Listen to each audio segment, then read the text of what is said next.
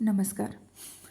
Second year BCom semester 2 मधील corporate accounting या विषयामधील debentures या टॉपिकचा आपण अभ्यास करतो आहे. आज आपण प्रॉब्लेम नंबर 6 हा सोडवणार आहे. या प्रॉब्लेममध्ये काही सूचना दिलेल्या आहेत. त्या सूचना आपण प्रॉब्लेम रीड करताना समजून घेऊया. प्रॉब्लेममध्ये काय सांगितलेलं आहे पहा. Suratwala and cooperative limited decided to redeem ₹5,10,000% debentures on 31st March 2021 at 8% premium. On 1st April 2020, the balance sheet of company was showing surplus of ₹5 lakh. In statement of profit and loss, इथे आपल्याला सूचना दिलेली आहे. इथपर्यंत problem मध्ये काय सांगितलेलं आहे ते आधी आपण समजून घेऊया. सुरतवाला अँड कोऑपरेटिव्ह लिमिटेड ही जी कंपनी आहे त्यांनी 5 लाख रुपयांचे 10% डिबेंचर्स हे घेण्याचं डिसाईड केलेलं आहे आणि ते केव्हा घेतलेले आहेत त्यांनी 31 मार्च 2021 या दिवशी.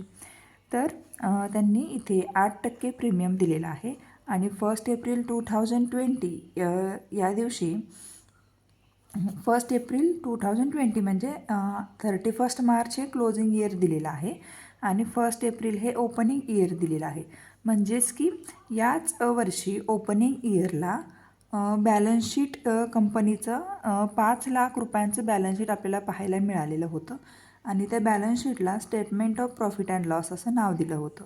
मग आता इथून पुढे इथे आपल्याला एक नोटीस किंवा एक रूल सांगितलेला आहे त्यांनी की according to Companies Act 2013, profit and loss account now becomes statement of profit and loss account.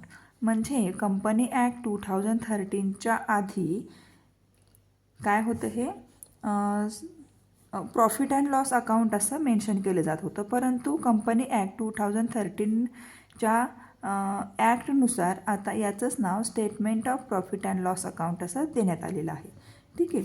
हा एक रूल आहे जो आपल्याला मल्टिपल चॉईस क्वेश्चनसाठी विचारला जाऊ शकतो किंवा ट्रू ऑर फॉल्ससाठी सुद्धा विचारला जाऊ शकतो. द डिबेंचर्स रिडम्पशन रिझर्व म्हणजे याचा शॉर्ट फॉर्म आहे DRR. Debenture redemption reserve accounts balance was ₹2,50,000. The company invests the amount in DRR investment amount as per provision made under company's share and debentures rule 2014. आता या ठिकाणी आपल्याला रूल्सनुसार investment किती percentage करायची आहेत हे आपल्याला पाहायचं आहे. इथे प्रॉब्लेममध्ये आपल्याला पर्सेंटेज दिलेले नाही आहेत किंवा डिस्काउंटची अमाऊंटही दिलेली नाही आहे, परंतु इथे जो रूल दिलेला आहे 2014चा कंपनी ॲक्ट 2013मधील रूल जो दिलेला आहे 2014चा यानुसार आपण ते सर्च करूया किंवा शोधून काढूया. आपल्याला पुस्तकामध्ये ते सर्व काही लिहून दिलेलं आहे. On 1 April of every year the company earn 10% interest per annum on this investment and realise this investment are realise at par. The cash at bank ₹4 lakh. त्यांनी काय सांगितलेलं आहे पुढे debentures interest is payable annually 31 March at the end of financial year. म्हणजे डिबेंचर्सचं हे जे annually payable जो आहे इंटरेस्ट तो प्रत्येक वर्षी 31 मार्च याच तारखेला एंड करायचा आहे, शेवट करायचा आहे. Give the journal entries in the books of company for the financial year 2020-2021. आता इथे आपल्याला जर्नल एंट्रीज करायच्या आहेत. अशा प्रकारे जर्नल तयार करून घ्यायचं आहे. इथे सुरुवातीला वरती लिहायचं Suratwala and cooperative limited company. इथे जो दिलेला आहे नाव Suratwala and cooperative limited company, त्याच्या खाली जर्नल एंट्रीज अशा प्रकारे हे आपण कॉलम तयार करून घ्यायचे आहे. जर्नल तयार करून घ्यायचं आहे. डेट पर्टिक्युलर कॉलम असणार आहे. डेबिट रुपीज आणि क्रेडिट रुपीजचा इथे कॉलम असणार आहे. आता आपल्याला सुरुवातीला 1 एप्रिल 2020ची एंट्री तयार करायची आहे, बनवायची आहे. आता इथे आपण किती लाख रुपयांचं डिबेंचर्स घेतलेले आहेत इथे पहा 5 लाख रुपयांचं डिबेंचर्स घेतलेलं आहे आणि याच्यावरती डिस्काउंट किती आहे हे माहिती करून घेण्यासाठी आपल्याला कंपनी ॲक्ट 2013नुसार रूल नंबर 2014 हा चेक करायचा आहे. मग आता हे सगळी इन्फॉर्मेशन आपल्याला या ठिकाणी दिली जाते. इथे पहा आपल्याला इन्फॉर्मेशन दिलेली आहे. या ठिकाणी आपण पाहू शकतो companies act 2013 applicable shares and debentures rule 2014. तो सेम या ठिकाणी आपल्याला दिलेला आहे companies act 2013 share and debentures rule 2014. या रूल्सनुसार हे जे ॲप्लिकेबल रूल्स आहेत या रूल्सनुसार share capital and debentures rules 2014नुसार काही इम्पॉर्टंट रूल्स इथे आपल्याला दिलेले आहेत. मग त्यापैकी आपण जो रूल घ्यायचा आहे की या ठिकाणी पहा DRR जो दिलेला आहे म्हणजे डिबेंचर्स रिडम्पशन रिझर्व दिलेला आहे. Every company required to create DRR must set aside a sum which shall not be less than 15% of the amount of its debentures maturing during the year ending 31st March of next year and must be invested or deposited before 13th April of this year in any one or more of the following methods namely. आता इथे आपल्याला methods दिलेले आहेत. याच्यामध्ये काय सांगितलेलं आहे पहा की या ठिकाणी पहा the must aside a sum which shall not be less than 15% of the amount. मग आता प्रॉब्लेममध्ये आपल्याला या ठिकाणी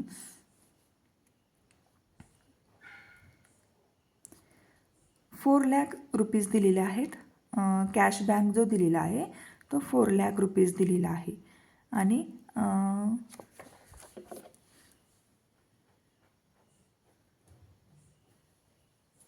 त्यानंतर हे जे 4 लाख रुपीज आहेत ते 15%पेक्षा कमी नाही आहेत तर जास्त आहेत. त्याच्यामुळे आपण या ठिकाणी काय करणार आहोत या रूल्सनुसार इथे जो रूल्स दिलेला आहे त्या रूल्सनुसार आपण 15% डिस्काउंट या ठिकाणी चार्ज करणार आहोत. या रूल्सनुसार 15% डिस्काउंट या ठिकाणी चार्ज करणार आहोत. त्यामुळे investment done as per companies share and debentures rule 2014 हा जो रूल इथे दिलेला आहे 2014चा की तो आपल्याला 15% डिस्काउंटनी या ठिकाणी अमाऊंट चार्ज करायची आहे.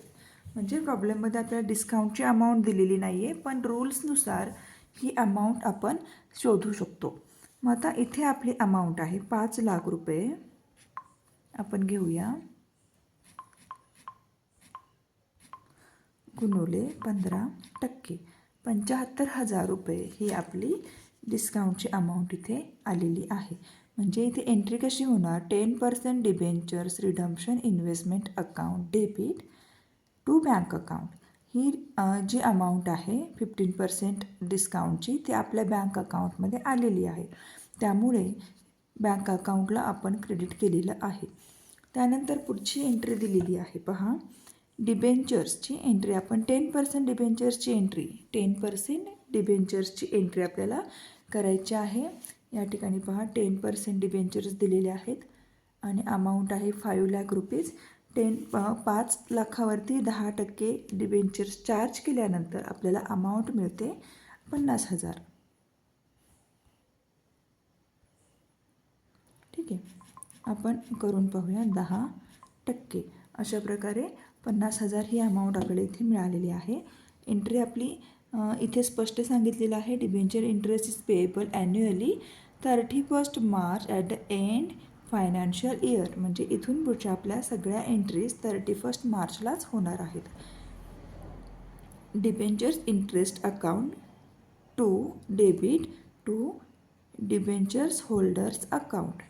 इथे जो 10% इंटरेस्ट चार्ज केलेला आहे तो डिबेंचर होल्डर्सच्या अकाउंटला येणार आहे. त्याच्यामुळे आपण डिबेंचर्स होल्डर्सचं अकाउंट क्रेडिट साईडला दिलेला आहे आणि क्रेडिट साईडला पोस्टिंग केलेलं आहे.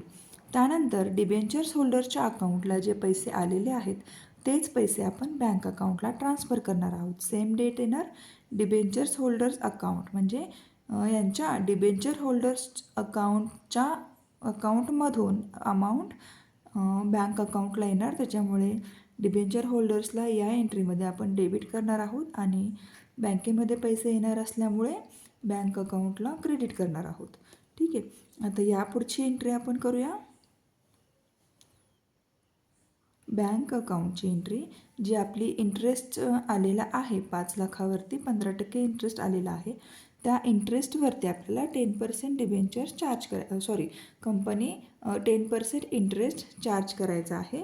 त्याच्यामुळे बँकेने हा इंटरेस्ट आपल्या डिबेंचर्स अकाउंटमधून चार्ज केलेला असल्यामुळे bank account debit to interest on debentures redemption account 75,000 इथे पहा 75,000वरती आपण 10% डिस्काउंट काय केलेला आहे इन्व्हेस्टमेंट हा लागू केलेला आहे.